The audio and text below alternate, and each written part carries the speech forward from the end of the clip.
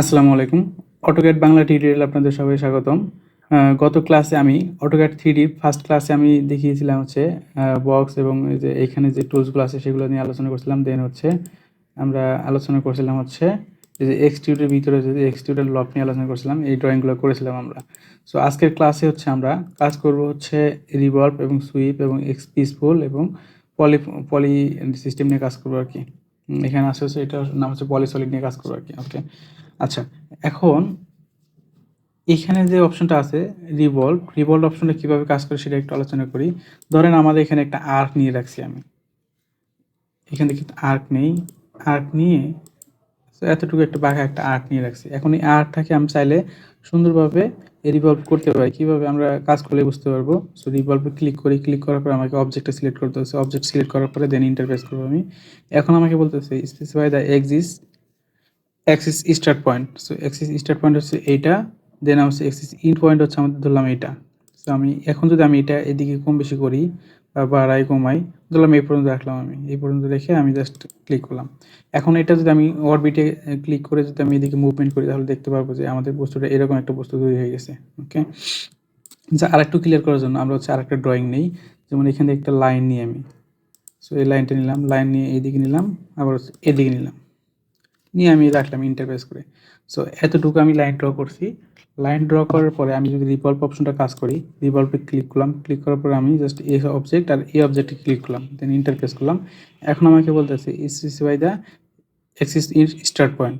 So start পয়েন্টটা হচ্ছে আমাদের এইটা, আর ইন্ড পয়েন্টটা ধরলাম আমাদের এইটা। এটা ক্লিক করার পরে দেখেন আমাদের বস্তুটা এইভাবে তৈরি হচ্ছে। আমি যদি চাই ঘুরে একদম এই প্রান্তে আবার নিয়ে আসতে, একদম এরকম, তাহলে আমি যদি এই অরবিট দিয়ে আমি যদি ঘুরে দেখি কতটুকু আছে। আমরা এই পর্যন্ত আসলে তাহলে আমাদের এই পর্যন্ত তৈরি হয়ে গেছে। সো আমরা এইভাবে অবজেক্টগুলো ক্রিয়েট করতে পারি খুব সহজেই রিভলভ অপশন থেকে। সো আমি কিবোর্ড থেকে ইএসসি প্রেস করে বের হয়ে যায়, আমি সবগুলো অবজেক্টগুলো ডিলিট করে দিই, আমাদের এগুলো লাগবে না এখন। সো আমি প্রেস করে ডিলিট করে দিলাম। এখন আমি একটা কাজ করব, সেটা হচ্ছে এই যে সুইপ অপশনটা, সেটা হচ্ছে সবচেয়ে ইন্টারেস্টিং একটা অবজেক্ট। সো আমি সুইপ অপশনটা দেখাই। তো আমি এখানে হচ্ছে আমাদের একটা আর্ক আছে, হ্যাঁ, আর একটা সার্কেল আছে। তো এখানে একটা সার্কেল নিয়ে রাখছি, জাস্ট এতটুকু। ওকে।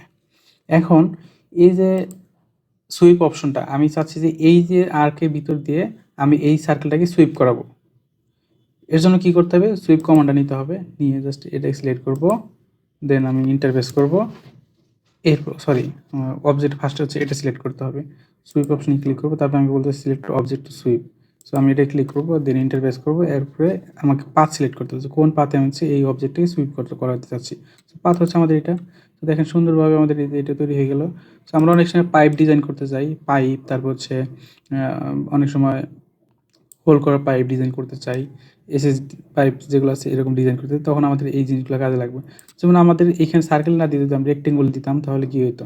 আচ্ছা, আমি আরেকটা জিনিস নিই, সেটা হচ্ছে আচ্ছা লাইনই নেই, এদিক থেকে এদিক থেকে এদিক এদিক, ওকে।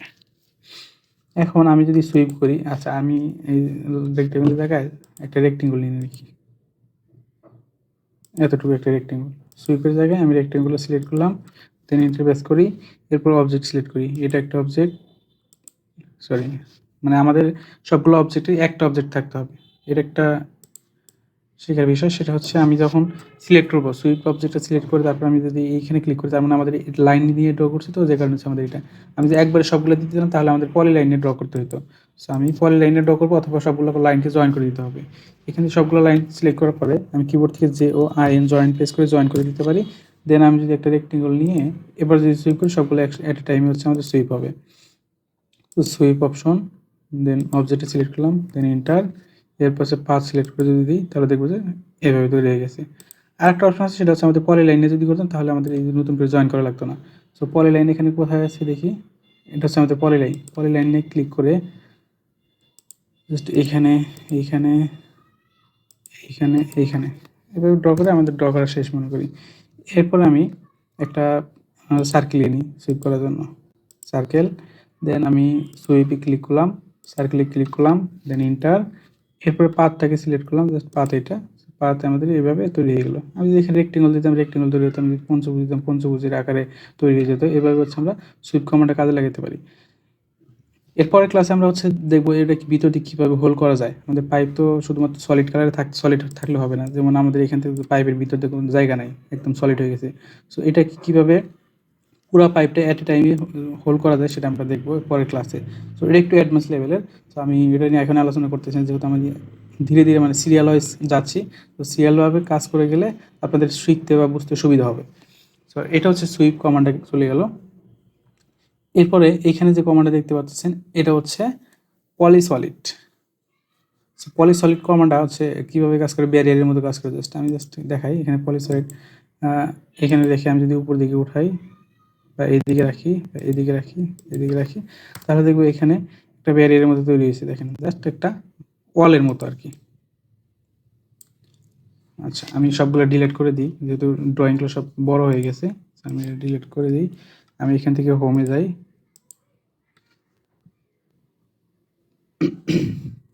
হোমে গিয়ে এবার যদি এটা ক্লিক করি তাহলে দেখতে পারবো এটা হচ্ছে একটা ওয়ালের মতো কাজ করতেছে। জাস্ট একটা ওয়াল, তাছাড়া আর কিছুই না। দেন ইন্টারফেস করি। অনেক সময় এরকম ডিজাইন বা ড্রয়িং করার প্রয়োজন পড়লে তখন আমরা এইটা নিয়ে কাজ করতে পারি। আচ্ছা, এটা আমার খুব একটা কাজে লাগে না। আমি যতগুলো 3D ড্রয়িং করছি ততটা কাজে লাগে নাই, যে কারণে আমি এটা ইউজ খুব একটা করি না আর কি। যাই হোক, আমরা এখান থেকে আবার হোমে পেজ করি। আমাদের যদি দেখি যে ওয়ার্ক স্পেসটা একটু ঝামেলা করতেছে বা আমি ঠিক জায়গা মতো নিতে পারতেছি না, তখন আমরা কী করবো, জাস্ট হোমে পেজ করবো। জাস্ট হোমে পেজ করে আমরা এইভাবে চলে আসবো। ওকে, আমরা অরবিট ক্লিক করে এদিক ওদিক নিতে পারি। আবার এখান থেকে শ্যাডেড মোড থেকে আমরা চাইলে 2D ওয়ার্কফ্রেম নিয়ে রাখতে পারি। এখান থেকে আমি আবার হোমে যাব। আর যদি কখনো 2D ড্রয়িং করে নিয়ে আসার পরে 3Dতে ড্রয়িং করা লাগে, তখন আমি কী করবো, জাস্ট হোমে পেজ করে জাস্ট টপে পেজ করব। তাহলে দেখবো আমাদের 2D ওয়ার্কফ্রেমের মধ্যে চলে এসেছে। এখন হচ্ছে আমরা এখান থেকে 2Dতে ড্রয়িং করে তারপর সেটাকে আমরা 3Dতে কনভার্ট করতে পারবো খুব সহজে। এখন এখানে ধরি আমরা একটা রেক্টেঙ্গুল। আচ্ছা, আমি আরেকটা বিষয় ক্লিয়ার করি, সেটা হচ্ছে এখানে যে সুইপ অপশন, ফল, লব, তারপর রিভলভ, তারপর এক্সটিউট কমান্ডটা দেখলাম। সো এক্সটিউট কমান্ডটা ডিফল্টভাবে থাকে এখানে।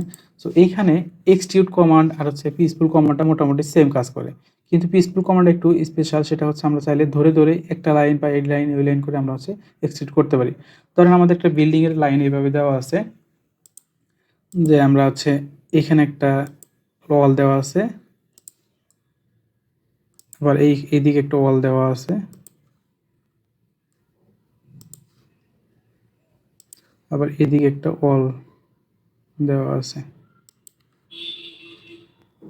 হ্যাঁ, এরপরে ধরলাম এখান থেকে এদিকে একটু ওয়াল দেওয়া আছে, এটা হচ্ছে দরজার জায়গা। ওকে, এখন এটা আমি 2Dতে ড্রয়িং করে নিলাম। নেওয়ার পরে এখন যদি আমরা চাই যে সবগুলো ওয়াল একসাথে আমি এক্সট্রুড করাবো, আমি চাইলে কিন্তু এক্সট্রুড দিয়ে করাইতে পারি, আবার পিসফুল দিয়ে করাতে পারি। আমি জাস্ট বোঝানোর চেষ্টা করতেছি এক্সট্রুড আর পিসফুলের মধ্যে পার্থক্য কী। পিসফুল দিয়ে আমরা জাস্ট এক্সট্রুড করতে পারি কীভাবে, জাস্ট এখানে ক্লিক করলাম, এরপর এক্সট্রুড কমান্ড নিলাম। এরপর জাস্ট আমি এখানে আসলাম, আসার পর যদি উপর দিকে 5 ইউনিট পর্যন্ত উপরে উঠবো, দেন এন্টার, তাহলে দেখবো যে এটা উপরে উঠে গেছে। এখন আমাদের এরকম দেখা যাচ্ছে কেন, কারণ আমাদের এটা 2D ওয়ার্কফ্রেমে আছে। এখন যদি আমি সেটা যাই তাহলে দেখবো যে এরকম আসছে। আমি পিসফুল নিয়ে দেখবো যে এরকমভাবে অল তৈরি করতে পারছি আমরা। আচ্ছা, এখন আমি চাইলে এক্সট্রুড দিয়েও তো সেম কাজটাই করতে পারি। এটা করলাম আমি পিসফুল দিয়ে, এক্সট্রুড দিয়েও তো আমি সেম কাজটাই করতে পারি, তাই না? দেন এন্টার, উপর দিকে যদি নেই তাহলে 5 ইউনিট পর্যন্ত উপর দিকে যাবে। সো আমি দেখেন একই কাজ দুইটা দিয়েই করতে পারলাম, কিন্তু পিসফুলটা কখন কাজে লাগবে, যখন আমি অ্যাট এ টাইম সবগুলাই উঠাবো, তখন আমাদের পিসফুলটা কাজে লাগবে। সো আমি কন্ট্রোল জেড প্রেস করে আমি আগের পর্যায়ে ফিরে যাই। ফিরে গিয়ে আমি জাস্ট কী করবো, এই যে এগুলো ট্রিম করে দিব। আচ্ছা, ট্রিম করার জন্য আমরা যে 2Dতে যেভাবে কাজ করছিলাম যে ট্রিম করা যায় কীভাবে, সেভাবে ট্রিম করবো আমরা। এর জন্য আমরা কিবোর্ড থেকে TR প্রেস করবো, দেন ইন্টার প্রেস করবো, আবারও ইন্টার প্রেস করবো, করে আমি জাস্ট, আচ্ছা এগুলো ট্রিম হচ্ছে না, আমি এখান থেকে টপে যাই, সরি হোমে যাই। হোমে গিয়ে এটে যাব, ওয়ার্ডে যাই। আচ্ছা সরি, আমাদের এখানে কিছু ফাংশনে উল্টাপাল্টা হয়েছিল, যেমন এখানে আননেট ছিল। আচ্ছা যাই হোক, এখন আমরা চাইলে এগুলো আমরা ট্রিম করে দিতে পারবো। TR, দেন ডাবল এন্টার, তো এটা কাটলাম, এটা কাটলাম। ট্রিম করার আগে কীভাবে আমি আবার রিপিট করতেছি, কিবোর্ড থেকে TR প্রেস করব, দেন ট্রিম চলে আসবে, দেন ইন্টার, আবারও ইন্টার, দুইবার ইন্টার প্রেস করার পরে এটা সিলেক্ট করব, সিলেক্ট করার সাথে সাথে দেখবো যে ট্রিম হয়ে গেছে। সো আমি এটা সিলেক্ট করব, এটা সিলেক্ট করব। এখন কিবোর্ড থেকে ইএসসি প্রেস করে বের হয়ে যাব। কিবোর্ড থেকে ইএসসি প্রেস করলাম, বের হয়ে যাব। দেখবো যে আমরা একটা ওয়াল সম্পূর্ণ মিলে একটা ওয়াল তৈরি হয়েছে। এখন আমরা চাইলে সবগুলা ওয়াল সিলেক্ট করে জয়েন করে দিতে পারি, JOIN, জয়েন, দেন ইন্টার। জয়েন করে দিয়ে এখন যদি আমি এক্সট্রুডে যাই, এক্সট্রুডে গিয়ে আমি চাইলে কিন্তু উপর দিকে উঠাতে পারবো না। দেখেন কীরকমভাবে উঠতেছে। এখন আমার কাজ হবে হচ্ছে যে পিসফুলে গিয়ে আমি যখন এখানে নিয়ে আসবো, তখন দেখবো যে এটা হচ্ছে অ্যাট এ টাইমে সবগুলো সিলেক্ট হয়ে গেছে। আচ্ছা, সিলেক্ট এই যে এখন দেখবো যে সবগুলো সিলেক্ট হয়েছে। জাস্ট ক্লিক করব, ক্লিক করে উপর দিকে যদি 5 ইউনিট দিয়ে দেন এন্টার প্রেস করি, তাহলে দেখবো 5 ইউনিট পরিমাণ উপরে উঠে গেছে। এখন জাস্ট কিবোর্ড থেকে ইএসসি প্রেস করে বের হয়ে যাই। বের হয়ে গিয়ে আমি জাস্ট 2D ওয়ারফ্রেম থেকে শেডেড করে দিই, তাহলে দেখতে পারবো যে আমাদের এইভাবে আমাদের 3D অবজেক্টটা তৈরি হয়ে গেছে। এটা হচ্ছে পিসফুল আর হচ্ছে এক্সট্রুডের মধ্যে মেন পার্থক্য। পিসফুলটা মোস্টলি যখন আপনি ক্রিটিক্যাল কাজ করবেন তখন হচ্ছে কাজে লাগবে। আচ্ছা, এইভাবে হচ্ছে আমরা ধরেন আমাদের হচ্ছে একটা বিল্ডিং এর 2D প্ল্যান দেওয়া আছে। 2D প্ল্যানকে আমরা চাইলে এভাবে এক্সট্রুড করে করে আমরা হচ্ছে ডিজাইন করে নিতে পারি খুব সহজেই। সো আমাদের হচ্ছে মডেলিং এর যে টুলসগুলো ছিল, সব টুলসগুলো নিয়ে আলোচনা করা মোটামুটি হয়ে গেছে। এরপর হচ্ছে আমাদের বিভিন্ন ডিজাইন বা এডিটিং করা লাগে, কীভাবে সলিড এডিটিং, ম্যাশ এডিটিং, এগুলো কীভাবে করা যায় বা কীভাবে কাজে লাগে সেই টপিকসগুলো নিয়ে আমরা হচ্ছে পরবর্তী ভিডিওতে আলোচনা করব। সো আজকের ভিডিও আর বাড়াবো না, কথা বলবো না। সো ধন্যবাদ, সবাই ভালো থাকবেন। আসসালামু আলাইকুম।